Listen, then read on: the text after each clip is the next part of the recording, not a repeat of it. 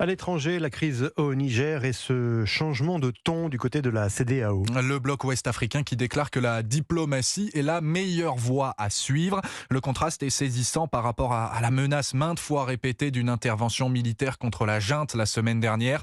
Une position qui s'aligne avec celle des États-Unis hier. Aviva Fried, vous êtes la correspondante d'Europe 1 outre-Atlantique. Les Américains qui font tout pour préserver leur relation avec le Niger, jusque-là fondamentale dans leur politique africaine, surtout qu'elle permet de contrer l'influence de la Chine et de la Russie dans la région.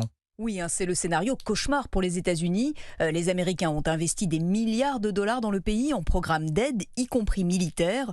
Le Niger était jusqu'à peu montré en exemple de coopération parfaite, un allié dans la région pour contrer Pékin et Moscou et surtout une tête de pont essentielle dans la lutte contre les djihadistes au Sahel. Et là, plus rien n'est sûr et pire, c'est peut-être justement la Russie qui va damer le pion aux Américains. La junte qui a pris le pouvoir dans le pays envisage de faire appel au groupe Wagner, une option contre laquelle le secrétaire d'État américain Anthony Blinken met en garde très sérieusement.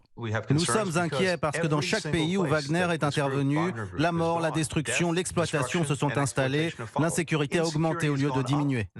Les États-Unis ont dépêché d'urgence l'adjointe d'Anthony Blinken à Niamey pour tenter de sauver ce qui peut l'être, mais elle n'a pas eu droit à une rencontre avec le chef de la junte, Abdourahmane Chiani. C'est un signe très inquiétant pour l'influence américaine dans le pays et dans la région. Les États-Unis ont tout de même 1000 hommes stationnés au Niger et des bases qu'ils pourraient perdre si Wagner et les Russes débarquaient dans le pays. Et j'ajoute que les militaires putschistes ont refusé d'accueillir une délégation de la CEDEAO hier, mettant en avant l'incapacité d'assurer leur sécurité.